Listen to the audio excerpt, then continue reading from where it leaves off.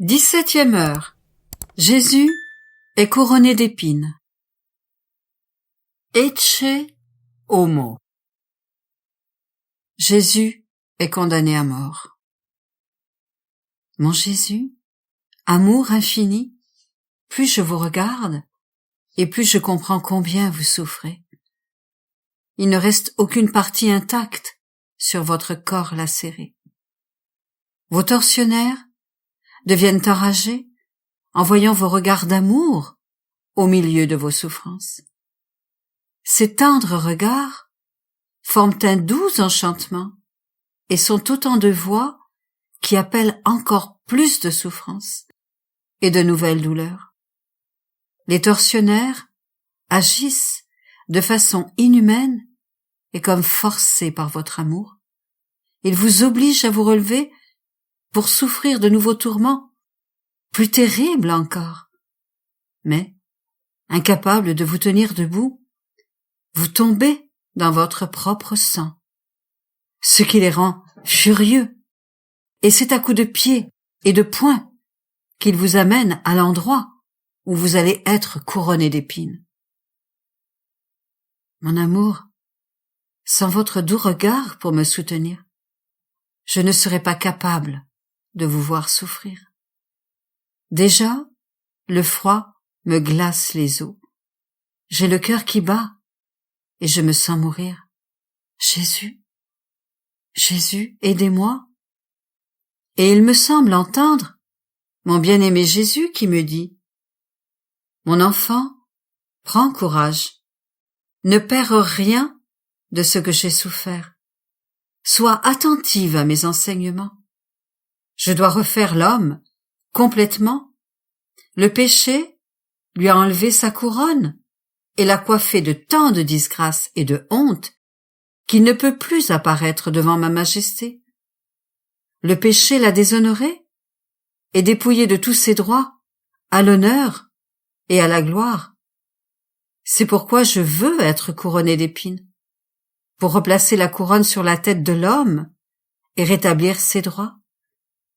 Mes épines seront des réparations et des voies de pardon devant mon Père pour tant de péchés de pensée, spécialement d'orgueil. Mes épines seront des voies de lumière pour chaque esprit créé et des voies de supplication pour ne plus m'offenser. C'est pourquoi je veux t'unir à moi pour prier et faire réparation avec moi. Mon Jésus couronné, vos ennemis incroyants vous font asseoir, vous revêtent d'une guenille de pourpre, posent sur votre tête sacrée une couronne qu'ils enfoncent à coups de bâton et dont les épines s'enfoncent profondément dans votre front. Certaines pénètrent jusqu'à vos yeux, vos oreilles, votre tête et même derrière votre cou. Mon amour, quelle douleur atroce, quelle souffrance indicible, combien de morts cruelles vous souffrez. Le sang coule déjà sur votre face et on ne voit que du sang. Mais, sous ces épines et ce sang, votre très sainte face rayonne de gentillesse, de paix et d'amour. Les tortionnaires veulent compléter la tragédie, alors ils vous bandent les yeux, placent entre vos mains un roseau en guise de sceptre et commencent leur moquerie. Ils vous saluent, roi des Juifs. Ils frappent sur la couronne, ils vous giflent et vous gardez le silence. Vous faites alors réparation pour l'ambition de ceux qui aspirent à des royaumes, des dignités et des honneurs. Vous réparez pour ceux qui se trouvent dans ces positions et se conduisent mal, causant ainsi la ruine du peuple et des âmes qui leur sont confiées. Le roseau à la main, vous faites réparation pour tant d'œuvres bonnes en apparence, mais vides d'esprit intérieur et accomplies parfois avec des intentions mauvaises. Par les insultes et les moqueries, vous faites réparation pour ceux qui ridiculisent, discréditent et profanent les choses les plus saintes. Mon roi Jésus, vos ennemis poursuivent leurs insultes. Le sang qui coule de votre très sainte tête pénètre même dans votre bouche. Il m'empêche d'entendre clairement votre douce voix. Je ne peux pas prendre votre place, mais je veux venir dans vos bras et placer ma tête sous ces épines pour en sentir les piqûres. Alors, mon Jésus m'appelle avec un regard d'amour et je cours me presser contre son cœur en essayant de relever sa tête. Oh, comme il est bon d'être avec vous, Jésus, même au milieu de milliers de tourments. Et il me dit, Créature, mon enfant, ces épines disent que je veux être roi de chaque cœur. Tout m'appartient. Je veux que tu prennes ces épines pour t'en percer le cœur et le débarrasser de tout ce qui ne me concerne pas. Scelle ton cœur d'une épine pour montrer que je suis ton roi et pour empêcher toute autre chose d'entrer en toi. Puis, Jésus semble me dire, fais le tour de tous les cœurs et perce-les pour que sorte la fumée de l'orgueil et de la corruption, et fais-moi roi de tous les cœurs. Mon amour, mon cœur se serre en vous laissant. Je vous supplie de percer mes oreilles de vos épines pour que je n'entende que votre voix. Percez mes yeux que je ne puisse voir que vous.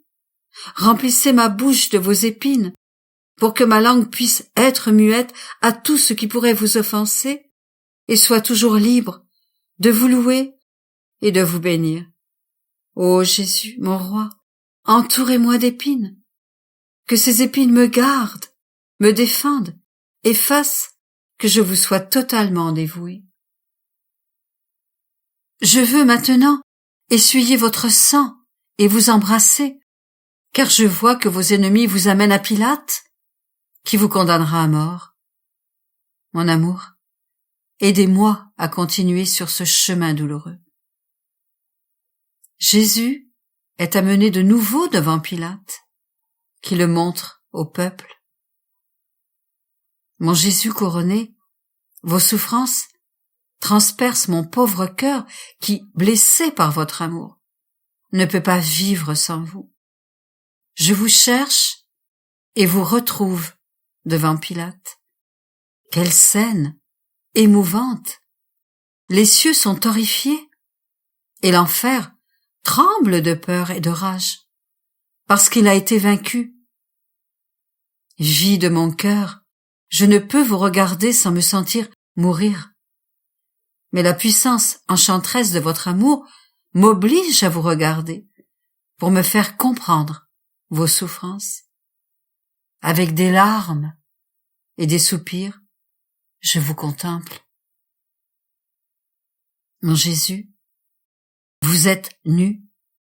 Vous n'êtes revêtu que d'un vêtement de sang. Votre chair est déchirée. Vos os sont mis à nu. Votre très sainte face est méconnaissable. Les épines transpercent votre très sainte tête et atteignent même vos yeux et votre face. Je ne vois que du sang coulant jusqu'à terre pour former une flaque sanglante sous vos pas.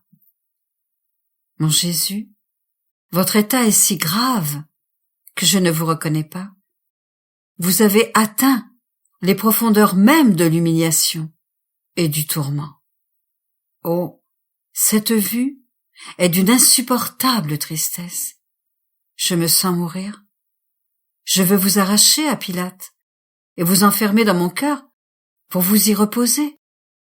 Je veux guérir vos plaies avec mon amour. Je veux inonder le monde entier de votre sang pour y enfermer toutes les âmes et vous les amener comme prix de vos souffrances. Ô mon patient Jésus, vous semblez me regarder avec difficulté à travers vos épines, et vous me dites: mon enfant, viens entre mes bras attachés, repose ta tête sur ma poitrine, et tu ressentiras des douleurs plus intenses et plus amères encore. Celles que tu vois, et qui sont à l'extérieur de mon humanité, ne sont que le débordement de mes souffrances intérieures. Écoute battre mon cœur. Tu m'entendras faire réparation pour les injustices de ceux qui commandent, pour l'oppression des pauvres, pour la préférence accordée aux coupables sur l'innocent. Tu m'entendras réparer pour l'orgueil de ceux qui ferment les yeux à la lumière de la vérité, qui n'hésitent pas à transgresser toutes les lois ou à nuire à leur prochain pour préserver leur dignité, leur position et leur richesse. Avec ces épines, je veux briser leur arrogance. Par les ouvertures qu'elles forment dans ma tête, je veux entrer dans leur esprit pour réordonner en eux toutes choses par la lumière de la vérité. Humilié devant ce juge injuste, je veux faire comprendre à tous que seule la vertu rend l'homme maître de lui-même. J'enseigne également aux supérieurs que la vertu seule, unie à une juste connaissance, peut rendre digne et capable de gouverner et de régner sur les autres, et que l'autorité sans vertu est dangereuse et dénuée de mérite. Mon enfant, répète mes réparations et continue à être attentive à ma souffrance. Mon amour, je vois que Pilate frissonne en vous voyant en si piteux état. Il est profondément impressionné et s'exclame: le cœur humain est-il capable d'une telle cruauté? Ah, ce n'est pas ce que je voulais quand je l'ai condamné à être flagellé. Voulant vous libérer de la main de vos ennemis et cherchant une raison valable, Pilate vous interroge calmement, en détournant les yeux, car il est incapable de supporter un tel spectacle. Il vous dit: dis-moi, qu'as-tu fait? Ton propre peuple t'a livré à moi. Dis-moi, es-tu roi? Quel est ton royaume? Mon Jésus, vous ne répondez pas aux questions inquisitrices de Pilate. Enfermé en vous-même, vous vous préoccupez du salut de ma pauvre âme, au prix de tant de souffrances. Voyant que vous ne répondez pas, Pilate ajoute: ne sais-tu pas que j'ai le pouvoir de te libérer ou de te condamner? Ô mon amour, votre désir est de faire briller la lumière de la vérité dans l'esprit de Pilate, et vous répondez: tu n'aurais aucun pouvoir sur moi s'il ne t'était donné d'en haut. Cependant, ceux qui m'ont livré entre tes mains ont commis un péché plus grave que le tien. Ecce homo. Pilate est touché par la douceur de votre voix. Il est indécis. Son cœur est troublé. Et croyant que le cœur des Juifs sera touché de compassion, il décide de vous montrer de la terrasse, espérant que le cœur des Juifs sera miséricordieux en vous voyant si mutilé. Il espère pouvoir vous libérer. Mon Jésus souffrant, j'ai le cœur brisé en vous voyant suivre Pilate. Vous marchez avec beaucoup de difficultés, courbé sous cette horrible couronne d'épines, et vos pas sont marqués de sang. En sortant, vous entendez la foule déchaînée qui attend avec impatience votre condamnation à mort. Pilate impose le silence pour attirer l'attention de la foule et se faire entendre. Avec dégoût, il soulève les 2 pans du manteau de pourpre qui couvre votre poitrine et votre dos. Il leur montre à tous à quel point vous êtes lacérés. Et d'une voix forte, il s'écrie: Ecce homo! Voici l'homme. Regardez-le. Il n'a plus figure humaine. Regardez ses plaies. Il est méconnaissable. S'il a fait le mal, il a déjà suffisamment souffert, et même trop. Je regrette déjà de l'avoir tant fait souffrir. Libérons-le. Jésus, mon amour, permettez-moi de vous soutenir. Je vous vois vaciller, incapable de rester debout sous le poids de tant de souffrances. En ce moment solennel, on décide de votre sort. Aux paroles de Pilate, il se fait un profond silence, au ciel, sur la terre et en enfer. Puis, d'une seule voix, sort le cri de toutes ces créatures. Crucifie-le! Crucifie-le! Nous le voulons mort, à tout prix! Jésus, ma vie, je vous vois trembler. Ce cri de mort descend dans votre cœur. Vous entendez dans ces voix celle de votre cher Père qui vous dit: Mon fils, je te veux mort, et mort, crucifié. Vous entendez aussi la voix de votre chère maman. Affligée et le cœur transpercé, elle se fait l'écho de votre cher Père. Fils, je te veux mort. Les anges, les saints, l'enfer, tous, d'une seule voix, s'écrient: Crucifie-le. Personne ne vous veut vivant. Et, oh, à ma très grande honte, dans la souffrance et avec horreur, je me sens moi aussi contrainte par une force suprême de crier: Crucifie-le. Mon Jésus, pardonnez-moi si, misérable pécheresse que je suis, je vous veux mort, moi aussi. Mais je vous en supplie, ne me laissez pas mourir seule, mais avec vous. Alors, touché par ma souffrance, mon Jésus angoissé me dit: Mon enfant, presse-toi contre mon cœur, et partage ma douleur et ma réparation. Il faut que soit décidé, en ce moment solennel, soit ma mort, ou bien celle de toutes les créatures. 2 courants traversent mon cœur. Dans l'un coulent les âmes qui, bien qu'elles me veuillent mort, veulent trouver la vie en moi.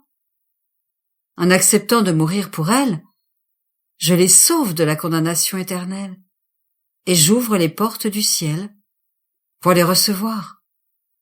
Dans l'autre courant coulent les âmes qui me veulent mort par haine, et pour confirmer leur condamnation. Mon cœur lacéré ressent la mort de chacune d'entre elles, et les souffrances même de l'enfer.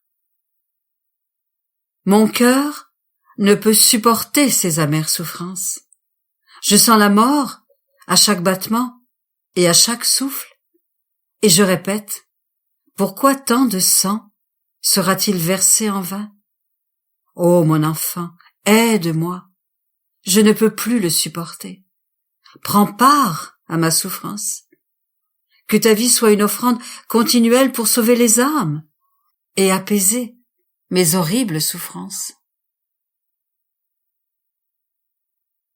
Jésus est condamné à mort.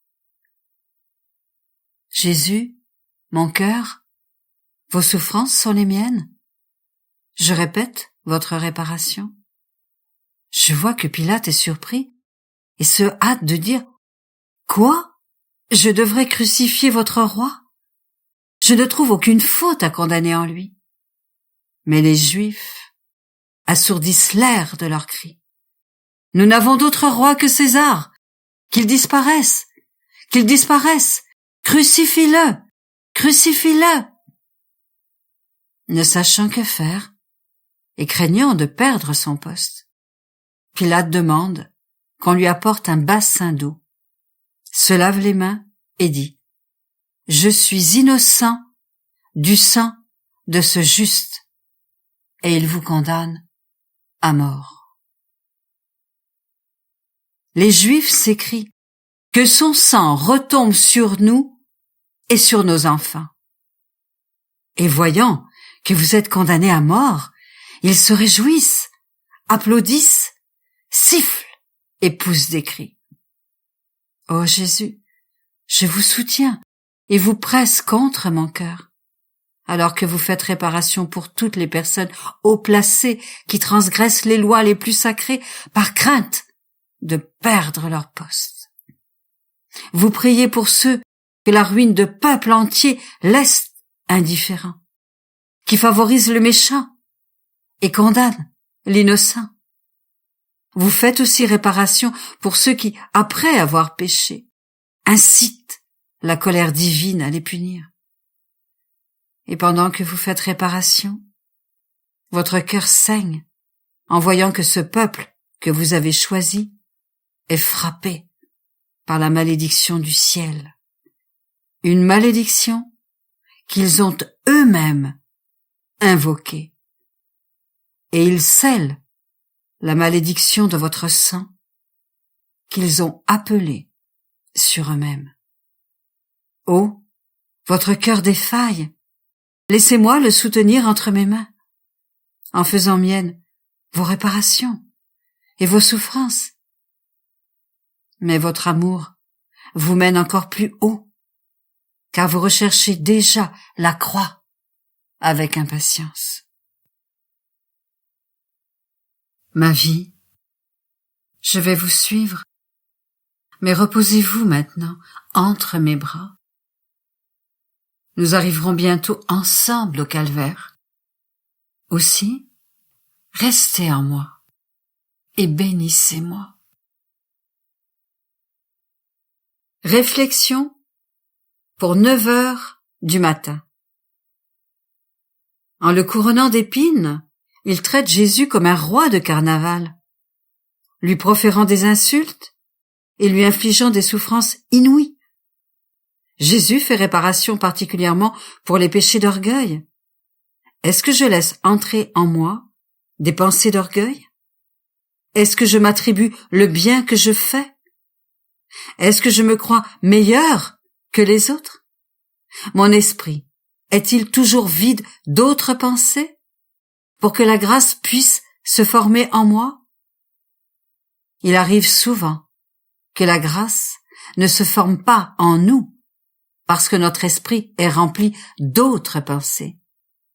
Et si notre esprit n'est pas entièrement empli de Dieu, nous sommes nous-mêmes la cause des harcèlements du démon, comme si nous encouragions ces tentations.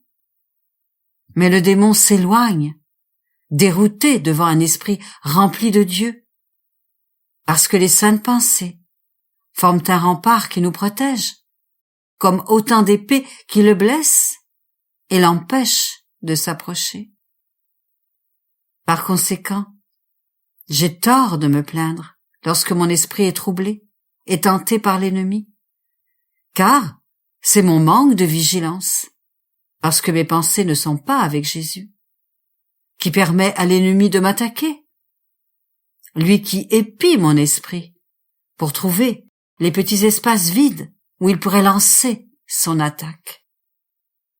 Alors, au lieu de soulager Jésus par de saintes pensées et de lui enlever ses épines, l'ingrate que je suis les lui enfonce plus profondément dans la tête pour lui en faire sentir encore plus vivement la piqûre, de sorte que la grâce est empêchée de pouvoir accomplir dans mon esprit l'œuvre de sainte inspiration.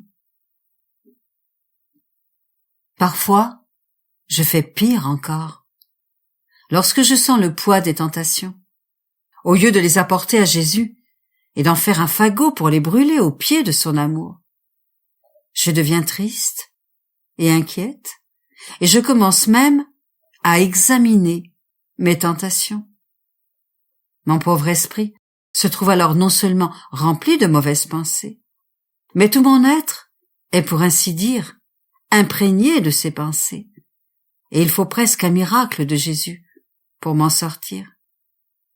Et Jésus, me regardant à travers ses épines, m'appelle en disant « Ah, ma fille, c'est toi-même qui refuses de rester près de moi. Si tu étais venue tout de suite à moi, je t'aurais aidé à te libérer de ces tentations que l'ennemi a apportées dans ton esprit. Au lieu de cela, tu m'as laissé souffrir, en attendant vainement ton retour. Moi, qui voulais t'aider à te libérer de ces épines acérées, tandis que tu te préoccupais du travail que ton ennemi avait préparé pour toi. Tu aurais été bien moins tenté si tu étais venu tout de suite dans mes bras, si bien que par crainte de moi, et non de toi, l'ennemi serait parti immédiatement. Mon Jésus, que tes épines scellent mes pensées dans ton esprit, et que rien n'y pénètre sans briser tes épines. Lorsque Jésus se fait sentir dans mon esprit et dans mon cœur, est-ce que je réponds à son inspiration, ou est-ce que je la laisse tomber dans l'oubli? Jésus est traité comme un roi d'opérette. Est-ce que je respecte tout ce qui est saint? Est-ce que je témoigne d'une révérence appropriée, comme si je touchais Jésus-Christ lui-même?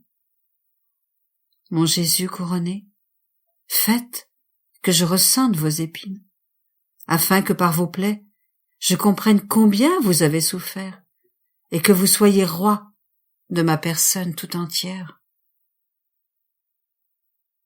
Exposé sur la terrasse, Jésus est condamné à mort par le peuple qu'il a le plus aimé et aidé. Pour me donner la vie, mon bon Jésus a accepté de mourir pour moi. Suis-je prête à accepter n'importe quelle souffrance pour protéger Jésus de toute souffrance et de toute insulte? Pour que Jésus ne souffre pas, nous devons accepter notre sentence. Et parce que Jésus a suffisamment souffert dans son humanité, nous devrions continuer sa vie sur la terre et compenser par notre souffrance pour l'humanité de Jésus-Christ. Est-ce que je compatis à l'affliction de Jésus en voyant que tant d'âmes sont arrachées de son cœur? Est-ce que je fais mienne ses souffrances pour le réconforter?